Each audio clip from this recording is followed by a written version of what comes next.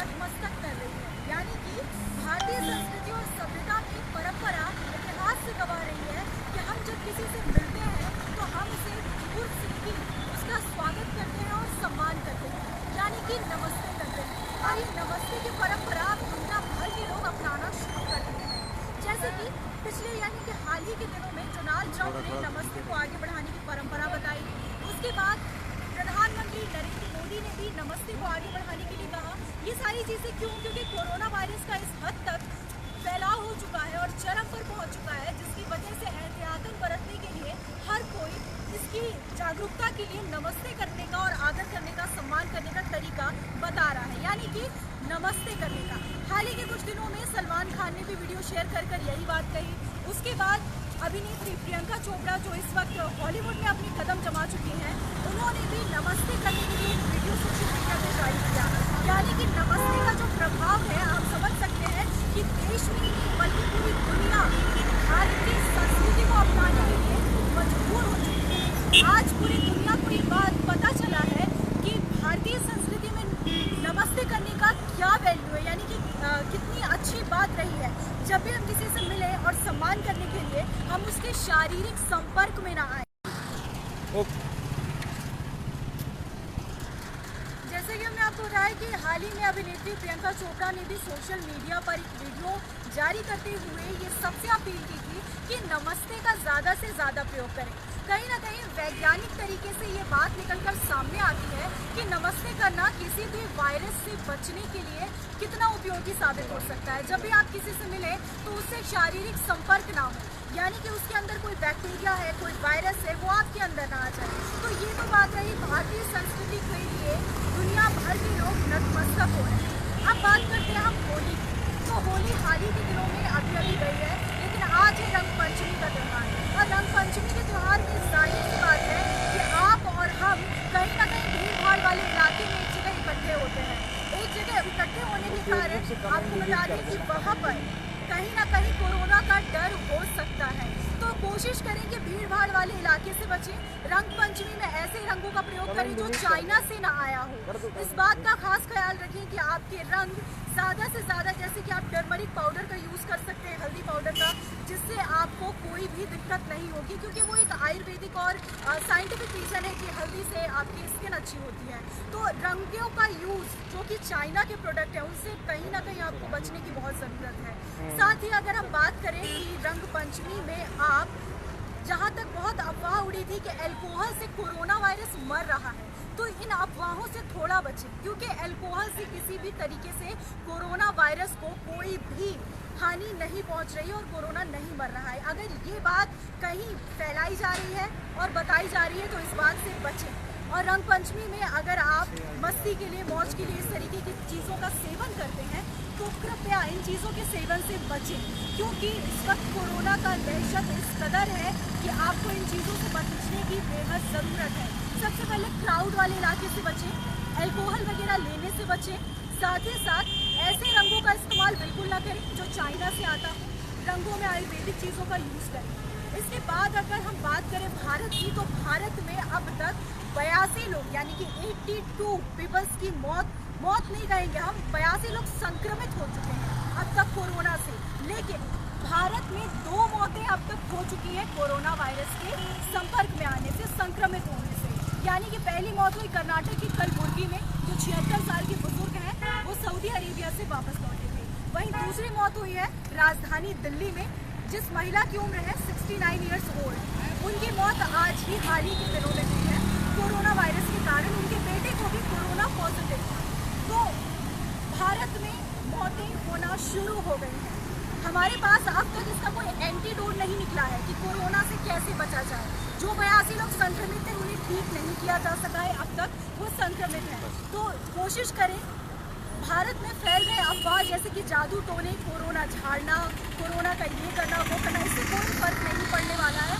आपको मास्क ज़रूर लगाना चाहिए, सैनिटाइज़र का यूज़ ज़्यादा से ज़्यादा करें, ट्रेन में किसी के भी संपर्क में आने से बचें, नमस्ते का यूज़ करें।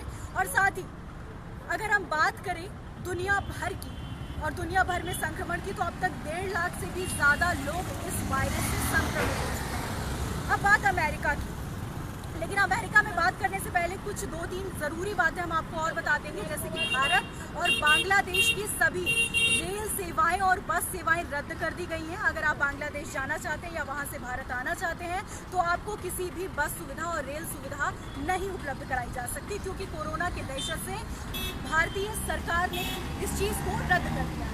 वहीं दूसरी चीज़, दिल्ली हाईकोर्ट जो कि 16 मार्च तक कोई भी ऐसी सुनवाई जो ज़रूरी ना हो उसे ना सुनाने का फैसला किया है। दिल्ली हाईकोर्ट भी इसका एहतियात बरत रहा है कोरोना वायरस के चक्कर में। वहीं अगर मध्य प्रदेश की बात करें तो मध्य प्रदेश में सिनेमा घर बंद करने की बात कही जा चुकी है।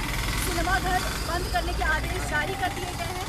लगभग 31 मार्च तक की बात ये कही गई है।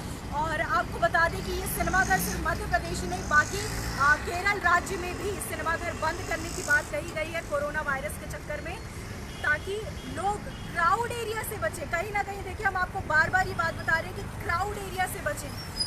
साथ जो आप करते हैं, गेट टुगेदर गैदरिंग में रहते हैं, उन गैदरिंग से बचें, क्योंकि कोरोना का दहशत बहुत ही खतरनाक हो चुका है। आपको बता दें कि WHO ने इसे महामारी घोषित की, और आपको पता है कि इससे पहले महामारी स्वाइन फ्लू के लिए घोषित की गई थी, और अब ये महामारी कोरोना वायरस के चलते घोषित कर दी गई है। साथ ही अब ये बात हुई भारत की। भारत के बाद अगर हम अमेरिका में शिफ्ट होते हैं तो अमेरिका में अब तक 5.9% लोगों की मौत कोरोना वायरस की वजह से हो चुकी है। लेकिन यहाँ पे एक अचंभित करने वाली बात यह है कि चाइना ने 70,000 संक्रमित कोरोना वायरस के लोगों को ठीक कर लिया है।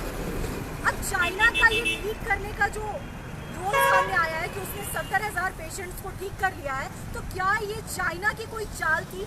क्या चाइना के पास कोई ऐसा एंटीडोट है जिससे ये मरीज ठीक हो रहे हैं?